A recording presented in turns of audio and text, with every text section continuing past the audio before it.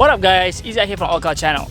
So today I've got for you a car that we will be, you can see in the background there. Yeah, it is the 2019 Kia Carnival. This is the SX model, so this is the highest spec model that they've got. So this is just gonna be a first impression video because we only have the car for about an hour or so. So we just go around, highlight a few things and see how it drives. So stick around.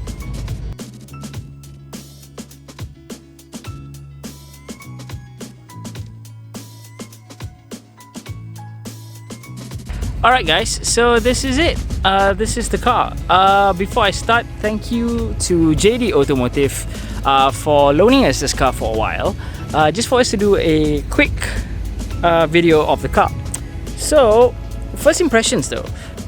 You can see, okay, I'm going to go slightly further away. You can see that the car looks...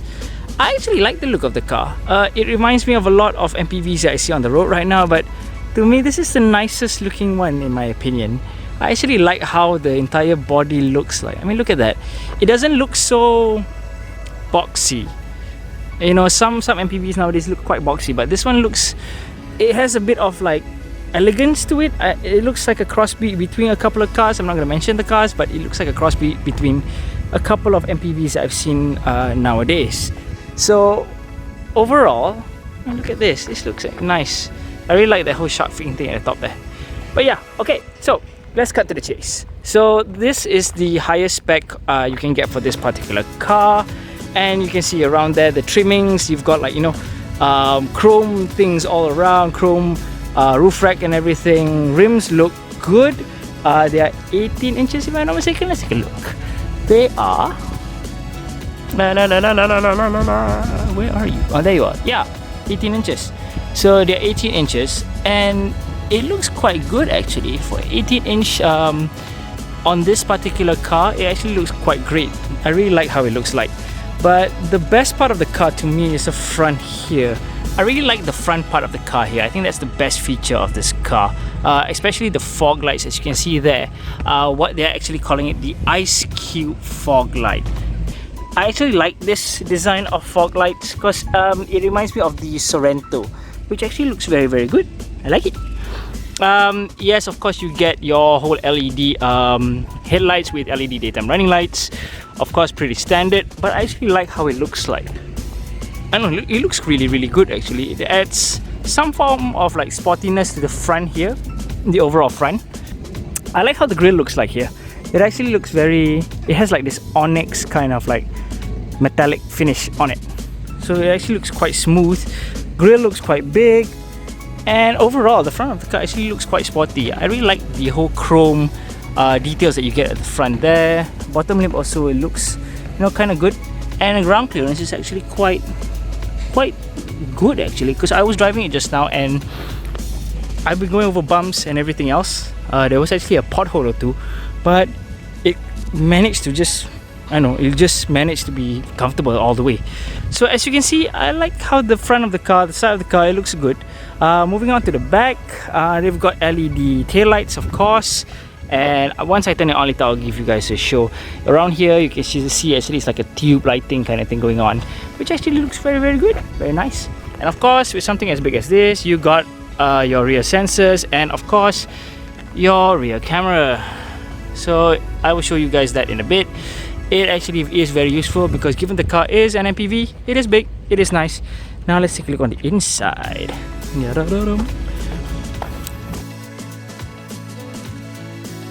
I've locked the car, key in my pocket, and it should be like the Elantra. As I come closer, it should. As you can see, it will beep about 5 times and ta-da! And there we go. So in case if anybody was wondering, yep, it is a power boot. You can see the button there. And what I really like about the boot is actually, it is a very modular boot. Yes, you do get a 60-40 split, which is actually pretty standard. But what I want to highlight is that you actually have an instruction manual here to actually show you how to turn down the seats. We've got some stuff on that side, so I'm just going to use the side here. So what do? First things first, it says here to use the seat to stow. Okay, headrest is down, correct. So this one goes down first. and then you pull this up, which is very hard to do with one hand, but aha, and there you go. Look at that.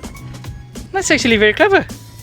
And you can see where does the seat actually go. You can see that this down here, it's a very deep, very deep trench there, which is actually very clever, because so once the seats are up, you actually get the full size of the boot here to use, which is very nice indeed.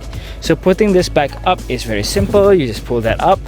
Again, it's hard using one hand, so sorry guys, bear in mind. Okay, so yeah, it's up, push that in, and you are good to go.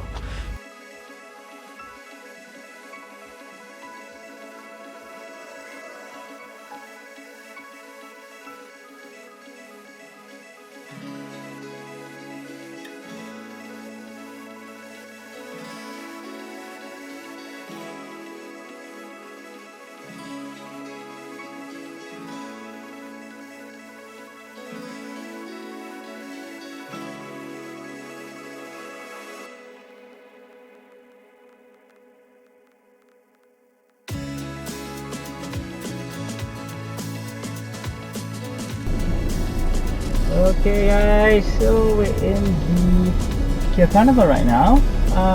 First off, that you realize when you step foot in this car is huge. This car is huge. It's nice. Feels like a full size MPV.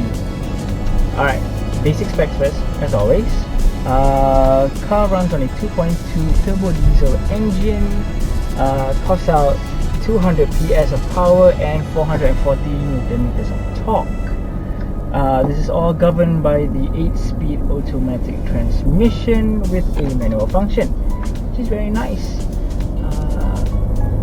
Okay, let's try and get out of here first. So, first off, what you realize about the engine and the power is that, surprisingly, because it is a diesel engine, there is a lot of power on your right foot. A lot of power. Even though this car is a big MPV, the power that you get is actually surprising. It does have enough power to push you back to your, well, not really push, more of like slowly lay you down onto your seat. It's not really a pushing action, it's more of like slowly gentle lay down. But it is enough for you to have power to move this car along. I really like. The diesel really helps with the fuel consumption of the car, because I think, if I remember correctly, when I was younger, the only MPV I had was a Nazaria. Yeah, Nazaria. That one had a 2.5 V6 petrol engine. It had power, but the fuel consumption was horrendous. Something like this with a 2.2 turbo diesel, fuel consumption is actually kept under control, given that this car is heavy, it is big, it is wide. You get enough power for you to play around with, but your fuel consumption doesn't take a hit, which I really like. Like we are doing at about we're doing 9.4 kilometers, 9.4 liters per 100 kilometers, which is not bad for a car this size. Oh yes, that is properly used. So yeah, it's not bad for a car this size. Of course, because it is a family carrier, you can expect the suspension to be tuned heavily towards comfort. The car rolls actually quite a lot, of course, given that it is an MPV. It's fine. Driving this car, we're driving at about 100 right now, and I hear absolutely nothing. I can barely hear any wind noise coming from the wing mirrors, but overall I hear nothing. I only hear the aircon vents right now, which is very nice. I mean, this is a family car, so you may need the quietness, because when you have kids in the car shouting, fighting, looking at their own, know, watching their own videos and blah blah blah blah blah, it's gonna break the illusion of quietness anyway. So you don't want to add any more noise from the outside, polluting the cabin, which is good. Parents, can you imagine you driving down the highway at 110, wind noise blasting at the side of your right ear, and your kids are fighting and shouting on your left ear? You may go insane. At least this car helps you by eliminating one of the noise, which is nice. And let's say if your kids are not behaving at the back, turn off the aircon. Yes, you have that function. Turn off the aircon if they don't keep quiet, and reward them with the aircon when they do. Just a thought, you know, you don't have to take my word for it. It's nice to know you have it there for you to use. Very useful. What else can you do? Everything here feels nice. I feel like I've got a lot of leg room. Really a lot of leg room. Seating position is fantastic.